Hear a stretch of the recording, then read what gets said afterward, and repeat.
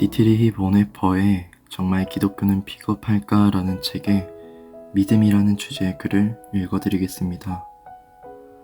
교회나 성도들 사이에서 믿음을 고백하는 일은 차라리 쉽다는 사실을 알겠지요.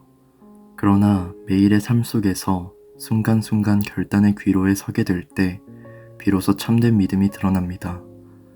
믿음은 한순간에 완성되지 않으며 믿음은 내일과 또 다음날까지도 매일매일 새롭게 승리해 나가야 합니다. 하나님은 오직 하루를 살아갈 만큼의 믿음을 주시기에 믿음은 하나님이 주시는 일용할 양식과도 같습니다. 성도의 교제는 이 땅에서 우리에게 허락된 가장 큰 선물입니다. 그러나 하나님이 이 선물마저도 취하실 때가 있습니다. 그러면 우리는 자신이 가진 믿음으로 홀로 일어서며 또 넘어지기도 합니다. 인생에서 가장 처절하게 고독할 그 시간에 우리가 하나님께 기도하도록 하시기를, 사랑하는 주님, 제가 믿사오니 저의 믿음 없음을 도우소서. 오늘 우리가 나눌 말씀은 마태복음 16장 21절부터 28절 말씀입니다. 이때로부터 예수 그리스도께서 자기가 예루살렘에 올라가 장로들과 대제사장들과 서기관들에게 많은 고난을 받고 죽임을 당하고 제3일에 살아나야 할 것을 제자들에게 비로소 나타내시니, 베드로가 예수를 붙들고 항변하여 이르되, 주여 그리 마옵소서, 이 일이 결코 주께 미치지 아니하리이다. 예수께서 돌이키시며 베드로에게 이르시되, 사탄아, 내 뒤로 물러가라. 너는 나를 넘어지게 하는 자로다. 내가 하나님의 일을 생각하지 아니하고 도리어 사람의 일을 생각하는도다 하시고, 이에 예수께서 제자들에게 이르시되, 누구든지 나를 따라오려거든 자기를 부인하고 자기 십자가를 지고 나를 따를 것이니라. 누구든지 제 목숨을 구원하고자 하면 잃을 것이요, 누구든지 나를 위하여 제 목숨을 잃으면 찾으리라. 사람이 만일 온 천하를 얻고도 제 목숨을 잃으면 무엇이 유익하리요? 사람이 무엇을 주고 제 목숨과 바꾸겠느냐? 인자가 아버지의 영광으로 그 천사들과 함께 오리니 그때에 각 사람이 행한 대로 갚으리라. 진실로 너희에게 이르노니 여기 서 있는 사람 중에 죽기 전에 인자가 그 왕권을 가지고 오는 것을 볼 자들도 있느니라. 아멘. 반갑습니다. 오늘 마태복음 16장 21절부터 28절까지를 중심으로 하나님 나라의 방식이라는 제목의 말씀을 함께 나누겠습니다. 어제 본문에서 예수님께서는 사람들이 인자를 누구라 하느냐, 너희는 나를 누구라 하느냐라고 물으셨고, 그때 베드로는 주는 그리스도시요 살아계신 하나님의 아들입니다라고 고백했습니다. 예수님께서는 베드로의 고백이 천국을 여는 고백이다 이렇게 말씀하셨고, 그것은 사람의 실력이 아닌 하나님의 은혜로만 완성되는 거라고 말씀하셨습니다. 결국 그것은 베드로 개인에게 대한 칭찬이었다기보다 그 신앙 고백이 얼마나 소중하고 능력이 있는 고백인지, 그 신앙 고백을 하는 모든 자들에게 대한 동일한 칭찬이라고 이해하는 게 정확합니다. 그리고 나서 오늘 본문으로 이어지는데, 오늘 본문은 예수님이 예수님 자신을 제자들에게 설명하시는 내용으로 시작합니다. 예수님께서는 이제 예루살렘에 올라가셔야 될 것과 장로들과 대제사장들과 서기관들에게 많은 고난을 받고 죽임을 당하고 제3일에 살아나시게 될 것에 대해서 제자들에게 비로소 말씀하셨습니다. 21절입니다. 이때로부터 예수 그리스도께서 자기가 예루살렘에 올라가 장로들과 대제사장들과 서기관들에게 많은 고난을 받고 죽임을 당하고 제3일에 살아나야 할 것을 제자들에게 비로소 나타내셨다 이렇게 돼 있는데, 재밌는 건 이겁니다. 여기 나오는 장로들, 대제사장, 서기관들은 모든 사람들이 하나같이 기대할 만한 사람들입니다. 최소한 하나님과의 관계에 있어서 종교적으로는 얼마든지 기대할 만한 사람들이죠. 그들을 따라가려고 하고 그들을 기준으로 삼으려고 할 만한 그런 사람들이었습니다. 율법학자들이고 누구보다도 하나님과 가까이에 있을 것 같은 그런 사람들입니다. 그런데 우리 예수님께서 예루살렘에 올라가서 바로 그 사람들에게 고난을 받으시고 죽임을 당하실 거라고 말씀하시더라는 거죠. 물론 예수님은 우리가 잘 아는 것처럼 십자가에서 죽으시기 위해 이 땅에 오셨고 아무리 세상이 예수님을 죽인다고 해도 예수님은 친히 죽음의 권세를 깨뜨리고 다시 살아나실 겁니다. 그래서 굳이 말로 표현하자면 예수님은 하나도 걱정이 안 됩니다. 예수님에게는 어떤 것도 손해가 아닙니다. 우리를 얻으시고 우리를 위해 영원한 생명을 우리에게 주실 것이기 때문입니다. 다만 종교인들, 그 지도자들을 보면서는 저 사람들은 왜 저럴까?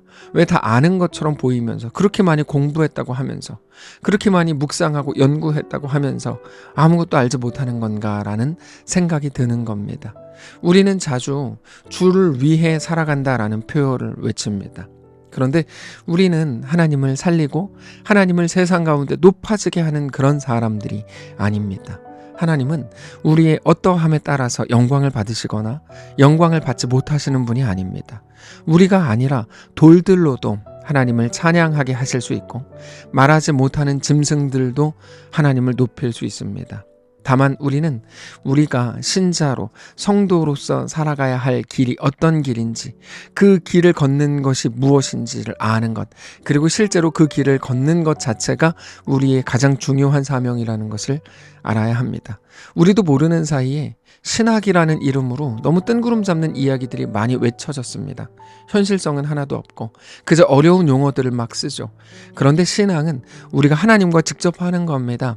어려운 용어들 그리고 힘든 개념들로 막 들어가고 그래야 될 게 아니라 매우 간단하고 쉬운 문제라는 것입니다. 하나님을 사랑하고 하나님의 백성이 되어가는 문제인 거죠. 예수님 시대의 종교 지도자들은 그러므로 무엇을 했어야 할까요? 하나님에 대해, 율법에 대해 그렇게 연구를 하고 늘 묵상했다고 자랑할 거라면 그것으로 사람들을 가르치기 전에 하나님 앞에 온전히 먼저 서야 하고 믿음으로 자기들에게 주어진 삶을 살았어야 합니다. 율법적 정리를 하고 그것으로 교훈을 삼아 하나님조차 우습게 만드는 것이 그들의 열심이었는데 그게 아니라 하나님의 살아계심을 믿음으로 이 땅에서 하나님의 백성으로 살았어야 합니다. 오히려 그들이 예수님을 공격하고 예수님을 죽이는 자리에 앞서 있었다는 건 그래서 너무나 서글픈 일입니다. 그런데 베드로가 그들과 같은 생각을 하고 있었던 겁니다. 물론 베드로는 오늘 본문에서 내가 그들로부터 예수님을 맡겠습니다 라고 말하고 있는 거지만 사실 예수님 입장에서, 아니 하나님 나라 입장에서 보면 베드로와 종교 지도자들이 완전히 똑같은 자리, 하나님 나라와 완전히 반대되는, 오히려 하나님의 일을 대적하는 자리에 서 있었던 겁니다. 예수님께서 죽으심에 대해 말씀하셨을 때 베드로는 그리 마십시오. 내가 무조건 예수님의 죽음을 막을 겁니다 라고 말했습니다. 그때 예수님께서는 베드로에게 사탄아, 내 뒤로 물러가라. 너는 나를 넘어지게 하는 자다 라고 말씀하셨습니다. 어제 이 칭찬이 베드로에게 대한 칭찬이라기보다 하나님이 주실 구원이 어떻게 이루어지는지, 그 믿음이 구원을 이루는 가장 중요한 열쇠라고 말씀하신 거라면 오늘 본문에서 예수님께서 말씀하시는 사탄아도 베드로를 직접 비난하셨다기보다는 무엇이 하나님 나라에 반대하는 건지, 하나님 나라를 대적하는 건지, 어떻게 하나님 나라가 이루어지고 완성되는지에 대해 말씀하고 계신다는 것을 우리가 알아야 합니다. 베드로는 분명 예수님을 위해서 그런 말을 했을 겁니다. 그러나 하나님 나라는 그렇게 사람의 힘과 권력과 능력으로 이루어지고 완성되지 않습니다. 우리는 하나님 나라를 지켜내야 되는 사람들이 아니라 하나님 앞에 그저 굴복해야 되는 존재들입니다. 그것을 통해서 우리 속에 하나님 나라가 이루어지고 완성됩니다. 우리는 자주 내가 하나님 자리에 서고 하나님을 하찮은 존재, 힘이 없는 존재로 만들어버릴 때가 많습니다. 내가 잘해야 되고 내가 무언가를 해야 하고 마치 가장이 되어 어린아이들을 보호하는 것처럼 생각하는 거죠. 그러나 하나님과 우리의 관계는 그렇지 않습니다. 하나님이 먹이시고 하나님이 입히시고 하나님이 붙드시고 하나님이 이끄시는 거죠. 우리는 그저 하나님 앞에 굴복하는 존재들일 뿐입니다. 우리가 하나님의 영광이 되는 게 아니라 하나님이 우리의 영광이 되십니다. 그게 하나님의 일입니다. 그래서 하나님의 일은 십자가라고 하는 하나님의 독특한 방식을 통해 완성되는 겁니다. 베드로가 예수님의 길을 막고 예수님의 죽음을 막는 게 아니라 예수님의 죽으심으로 베드로를 살리시는 겁니다. 우리의 실력, 우리의 자랑, 우리의 어떠함이 아니라 그저 나는 죽고 예수가 사시는 그 온전한 굴복을 통해서 하나님이 하나님 나라를 이루시고 우리 속에 하나님 나라가 임하게 되는 겁니다. 그거에 대해서 우리 예수님께서 이렇게 말씀하십니다. 23절입니다. 예수께서 돌이키시며 베드로에게 이르시되 사탄아 내 뒤로 물러가라. 너는 나를 넘어지게 하는 자로다. 너가 하나님의 일을 생각하지 아니하고 도리어 사람의 일을 생각하는도다 하시고 이에 예수께서 제자들에게 이르시되 누구든지 나를 따라오려거든 자기를 부인하고 자기 십자가를 지고 나를 따를 것이니라. 예수님께서 말씀하신 바로 이거, 누구든지 주를 따르려거든 자기를 부인하고 다만 자기 십자가를 지고 예수님을 따를 수 있다는 거죠. 어떻게 보면 우리가 생각해왔던 하나님 나라와는 정반대의 말씀일지도 모릅니다. 우리는 내가 잘되고 내가 복받고 내가 자랑할 것을 많이 가지게 되고 내가 더 멋있어지는 것을 통해서 하나님께도 사랑받고 하나님께 영광을 돌리고 하나님께 칭찬받는다고 생각했었습니다. 그러나 우리 예수님께서 말씀하시는 하나님 나라는 우리가 생각하던 것과는 완전히 다른 겁니다. 오히려 자기를 부인하고 내가 죽고 자기 십자가를 지고 그 좁은 길로 걷는 것이 하나님 나라라고 말씀하시는 것이기 때문입니다. 실제로 오늘 본문에서 예수님의 말씀을 제자들을 들을 때 그들은 하나님의 아들이라는 분이 왜 저렇게 무기력한가? 왜 장로들, 대제사장, 서기관에게 잡혀 죽는가?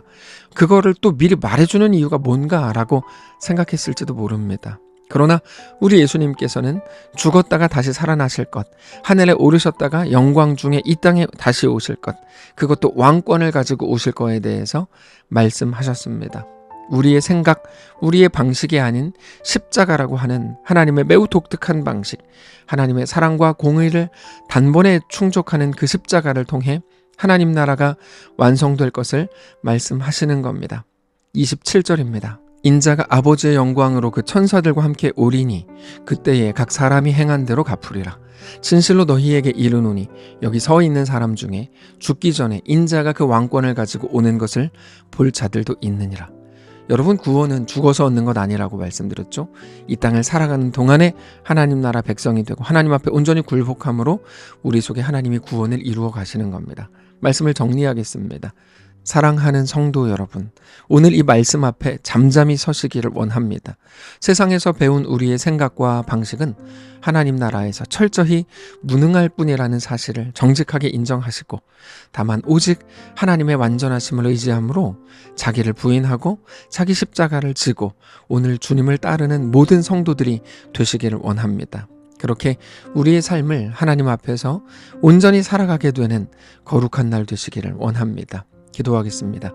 살아계신 하나님 감사합니다. 하나님이 우리 왕이요 전부이신 것을 고백합니다. 내가 하나님 위에 있지 않고 내가 하나님을 보호해야 되는 게 아니고 하나님이 나를 먹이시고 입히시고 살리는 분인 것. 그래서 내가 하나님 안에 거하고 하나님께 붙어있는 것만이 우리의 살 길임을 깨닫게 하시고 하나님 앞에 그렇게 굴복하고 하나님께 순종하는 온전한 하나님의 백성이 다 되게 하시옵소서. 감사드리며 살아계신 우리 주 예수님의 이름으로 기도합니다. 아멘. 사랑하는 성도 여러분, 하나님께서 오늘 하루를 우리에게 허락하셨습니다. 믿음으로 우리 주께 나아가시기를 원하고 어떤 자리, 어떤 형편 속에서도 하나님을 뜨겁게 사랑하고 하나님과 믿음으로 동행하는 귀한 날 되시기 바랍니다.